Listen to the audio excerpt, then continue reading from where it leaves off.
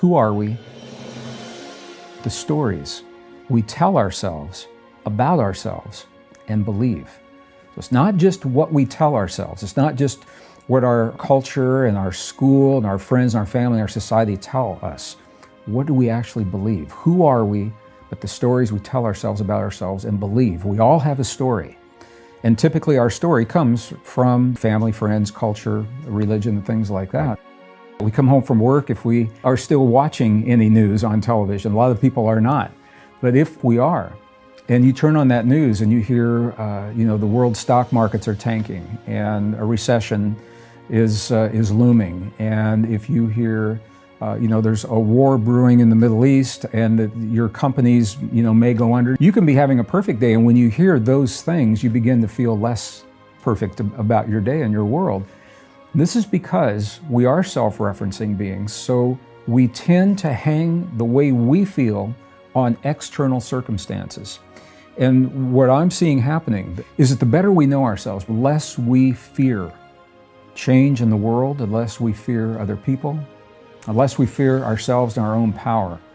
And this is important anytime. It's especially critical right now, because we are living this rare and precious moment when we are globalizing a planet of just under 8 billion people. So we are pushing together cultures and religions and the ways that men think about women and women think about men and the way that we've been taught to live. We're pushing ourselves together and asking us to assimilate and unify based on the thinking of separation and competition. And that discrepancy, I think, is showing up on a global level when it comes to what we see happening in the world. And this is where it's dangerous, especially dangerous, because there's a media factor and a manipulation of mass thinking through the media.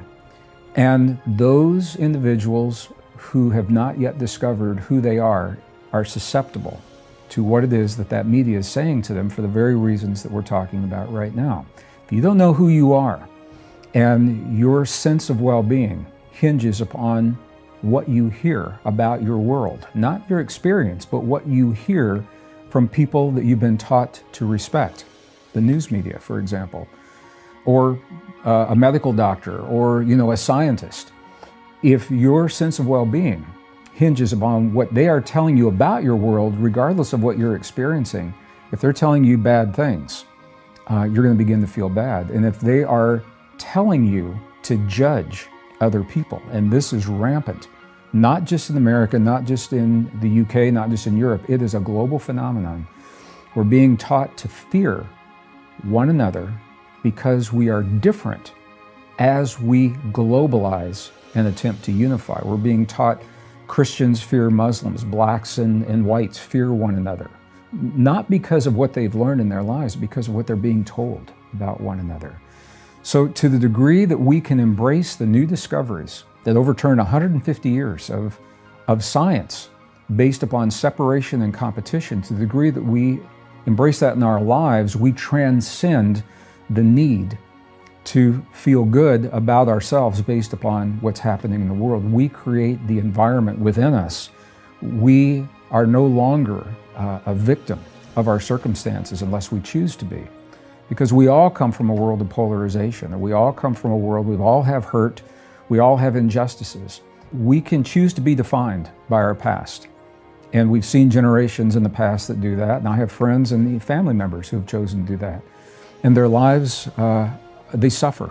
Yeah. And their lives, they're not happy people. Their lives become very miserable.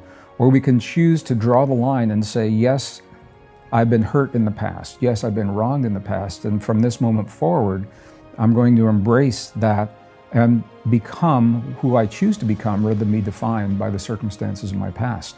So on a global level, you're seeing this play out. The media can only have the influence when we allow that influence into our lives. As people are willing to embrace this new story, it is a new human story based upon the deepest truths of our existence. The truths that tell us, number one, we are not an accident of biology. We're not the product of some freak mutation. There appears to be an intentionality underlying the DNA, the way it was fused, the way it was tweaked 200,000 years ago when we appeared on this earth.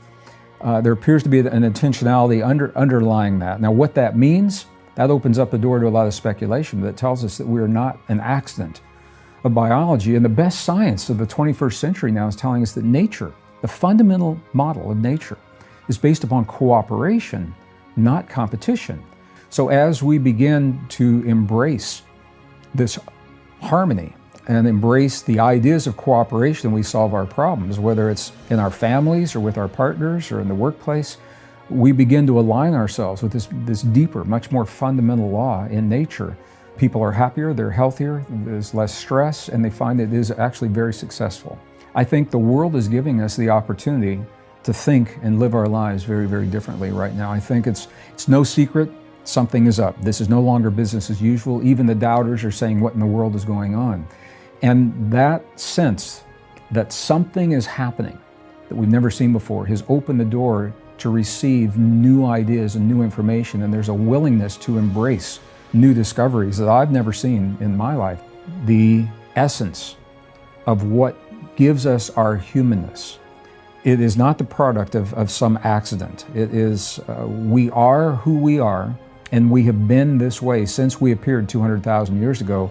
We didn't develop slowly, gradually over a long period of time. The DNA evidence is telling us that. So we appeared on this earth 200,000 years ago with extraordinary potential, extraordinary capabilities that we are only beginning to understand. We have yet to unlock all of that potential. What the science is showing is that when we stop using the abilities that we were given biologically 200,000 years ago, they begin to atrophy. And if we begin to augment our own biology with all of this technology, how much of our humanness do we give away? And how much are we willing to give away? And where does it stop? I believe we should be not so willing to give away this precious humanness, at least until we know what it means to be human, what it means to fully awaken our human capacities, and we're only beginning to understand that.